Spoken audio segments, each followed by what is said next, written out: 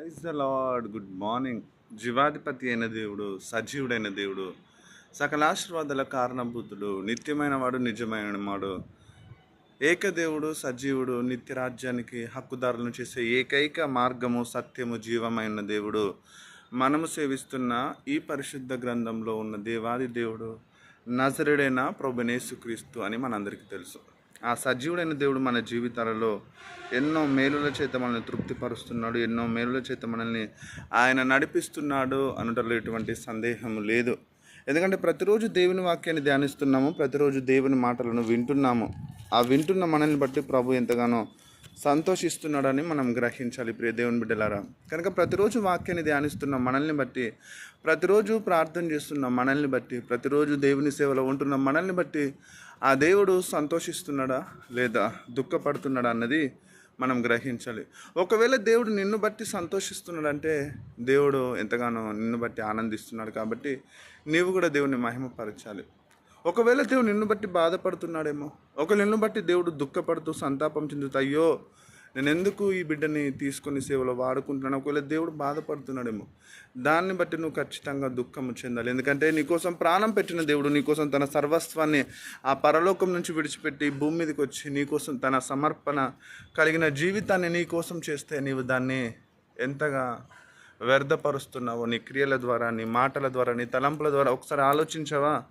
అయితే అలా ఇక నుంచైనా నువ్వు నీ జీవితాన్ని మార్చుకుని ఆ దుఃఖం నుంచి, వేదన నుంచి దేవుణ్ణి నువ్వు బయటకి, ఒకవేళ నిన్ను బట్టి దేవుడు అలా ఉండకుండా చేసినట్లయితే మరలా నీవు పశ్చాత్తాపడి ప్రభు సన్నిధికి వచ్చి దేవుని మార్గంలో నడుస్తూ దేవుని సంతోషపెట్టడానికి ప్రయత్నిస్తే నిన్ను బట్టి దేవుడు సంతోషిస్తాడు, నిన్ను బట్టి దేవునికి మహిమ కలుగునుగాక. కనుక ఆలస్యం చేయకుండా ప్రతిరోజు ఏదో ఒక రీతిగా దేవుడు మనల్ని నడిపిస్తున్నాడు. తన మాటల ద్వారా, తన వాక్యపు లేఖనాలు సజీవుడైన దేవుడు బయలుపరుస్తున్నాడు ఈ పరిశుద్ధ గ్రంథము ద్వారా. కనుక ఈరోజు కూడా అతి శ్రేష్టమైన వాగ్దానాన్ని ఆ పరిశుద్ధుడైన దేవుడు మన కోసం పంపించాడు. ఆలస్యం చేయకుండా పరిశుద్ధ గ్రంథాలు తీసుకోండి. యోబు గ్రంథము 23వ అధ్యాయము 10వ వచనం. Please turn your Bibles, book of Job chapter 23 verse 10. నేను నడుచు మార్గము ఆయనకు తెలియను, ఆయన నన్ను శోధించిన తర్వాత నేను సువర్ణము వల్లే కనబడతాను. మరొకసారి చదువుకుందాం ఈ లేఖనము. ఈరోజు దేవుని మాటలు, దేవుని వాక్యముతో కూడిన వాగ్దానము. నేను నడుచు మార్గము ఆయనకు తెలియను, ఆయన నన్ను శోధించిన తరువాత నేను సువర్ణము వలె కనబడుదును. హల్లెలూయా. నిజంగా మన జీవితాలలో దేవుడు ఎన్నో వాగ్దానాలు ఇస్తాడు, ఎన్నో వాక్కులను పంపి మనల్ని ధైర్యపరుస్తాడు, బలపరుస్తాడు, తన రాజ్యంలో ఉన్నత స్థితిలోకి తీసుకెళ్ళడానికి మనల్ని ప్రేరేపిస్తాడు, నిలబెడతాడు. ఇక్కడ అదే చూస్తున్నాం మనం. ఒక వ్యక్తి తన జీవితంలో దేవుడు చేయబోయే మాటలను గురించి ఆయన దేవుని సన్నిధిలో తన సేవకులైన తన స్నేహితులకు కొన్ని మాటలను ఆయన ప్రత్యుత్తరముగా చెప్తున్నాడు. ఆ వ్యక్తి ఎవరో కాదు, యోబు అనే భక్తుడు. యోబు అనే వ్యక్తుడు ఊజు దేశంలో ఒక గొప్ప స్థితిలో దేవుడు ఆ బిడ్డను ఎన్నుకున్నాడు. ఆయన పాపము లేనివాడు, అనగా చెడుతనం విసర్జించినవాడు, న్యాయవంతుడు, ఆయన గొప్ప కార్యాలు చేసిన ఒక వ్యక్తిగా కనబడుతున్నాడు. ఆ వ్యక్తి జీవితంలో దేవుడు పరీక్షల గుండా కొన్ని పరిస్థితులను ఆయన నడిపించినట్టుగా, అనుమతించినట్టుగా మనం చూస్తాం. ఆ అనుమతించబడిన ఆశ్రమంలో అనుమతించబడిన ఆ దేవుని యొక్క పరీక్షల్లో ఆయన పతనం అవ్వకుండా ప్రభు కోసం నిలబడి ఆయన తన జీవితంలో విజయాన్ని పొందుకున్నట్టుగా మనం చూస్తున్నాం.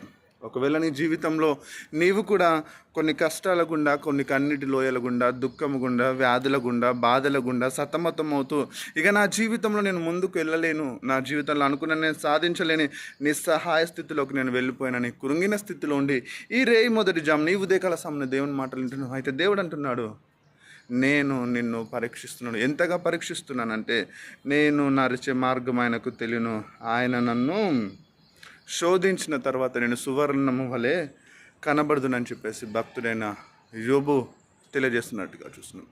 అంటే ఒక వ్యక్తి దేవుడు శోధించిన తర్వాత అది మిక్కుటంగా ఒక మిక్కిలి శ్రేష్టమైన ఆశీర్వాదంగా దాన్ని దేవుడు మారుస్తాడని. సువర్ణం వలె నేను కనబడతాను. సువర్ణాన్ని చూడండి, మనం బంగారాన్ని మొదటిగా తీసినప్పుడు అది ఒక ముడి పదార్థంగా వస్తుంది. భూమిలో నుండి అది తీయబడుతుంది.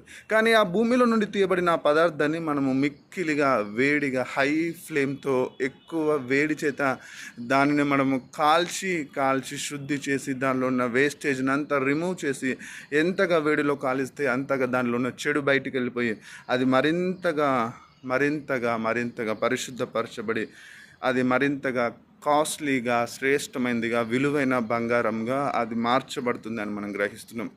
ఎందుకంటే ఆ బంగారానికి చాలా విలువ రావాలన్నా, దానికి చాలా వాల్యూ రావాలంటే మస్ట్ అండ్ షుడ్ అది ఒక కొన్ని కొలిమిల గుండా భయంకరమైన వేడి గుండా వెళ్ళాల్సి ఉంటుంది. ఆ తర్వాత అది మిక్కటమైన, శ్రేష్టమైన, విలువైన బంగారంగా, సువర్ణంగా మార్చబడుతుంది.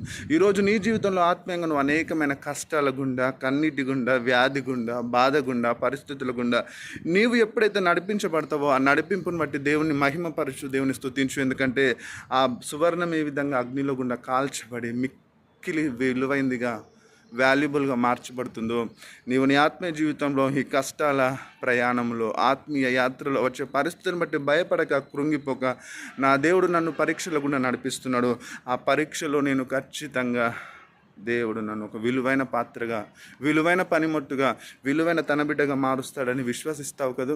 అలా విశ్వసించినట్లయితే ఆ రోజు బంగారం ఏ విధంగా మిక్కిలి సువర్ణంగా మార్చబడిందో, దేవుని బిడ్డగా పిలువబడుతున్నావు. నువ్వు మిక్కిలి సువర్ణమైన పాత్రగా, దేవుడు ప్రేమించిన పాత్రగా, దేవుడు విలువ పెట్టుకొనబడ్డ పాత్రగా, దేవుని కోసం నువ్వు సిద్ధపరచబడుతున్న దేవుని పనిముట్టుగా, అనగా దేవుని సువర్ణమైన పాత్రగా ఉండాలని దేవుడు ఆశపడుతున్నాడు. మరి నువ్వు ఆశపడుతున్నావా?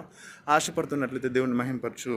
ఈరోజు దేవుడు అందించిన ఈ యొక్క వాక్యముతో కూడిన మాటలను, వాక్యం అనే వాగ్దానాన్ని స్వీకరించి నీ జీవితంలో క్లెయిమ్ చేసుకో.